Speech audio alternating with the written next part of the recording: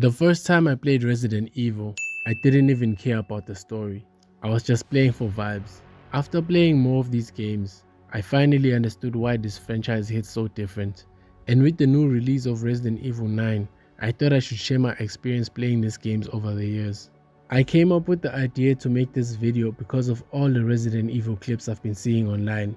They made me realize how much I really missed playing these games, so I thought I would make a video about it. I've only played 2 Resident Evil games in my life, and I'm going to share my experience playing them with you.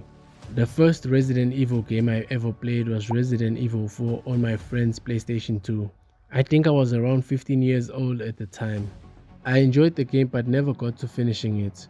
My friend didn't have a memory card for his PlayStation, so that meant that I had to start the game afresh every time I played it.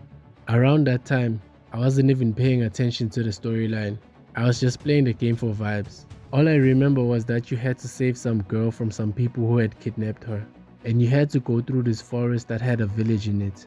You had to kill some villagers on the way to rescue the girl, and I remember having a hard time killing the ones with the chainsaws. These guys were nearly impossible to kill, and you'd run out of ammo trying to kill them. Overall, I had a pretty fun experience playing this game, and from the gameplay videos I've been seeing online, I wouldn't mind playing the game again, especially the remastered version of it. The second Resident Evil game I played was Resident Evil 2, the remastered version, and this was on a Lenovo laptop. Unlike the first one, I was able to finish Leon's story on this one. However, I never got to finishing Claire's storyline.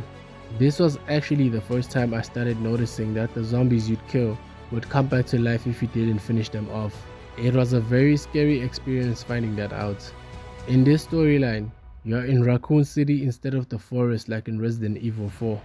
You start off at a gas station where Leon finds out that the city has been infected and also meets Claire for the first time. They then drive off to Raccoon City where they get separated in the streets, and Leon goes to the police station. You then have to explore the station trying to find your way out of there. This was very hard for me because playing this game was like solving a puzzle. And what makes things worse is some parts of the stations are dark. All you can use to see is a flashlight. Then there's the boss that keeps chasing you around the whole station. I remember the first time I saw him.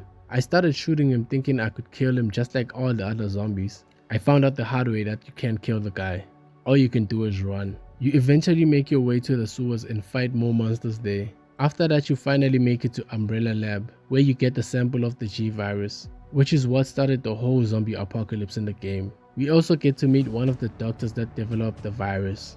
You also get to fight the final boss in the lab, which honestly I think you can't beat this guy.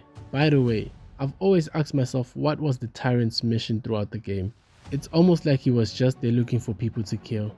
With only being able to play these 2 types of Resident Evil games in my life, I would say I'm excited about the Resident Evil 9 game that just came out a few months ago. I've seen some pretty interesting clips online about the game, so I can't wait to try it out myself.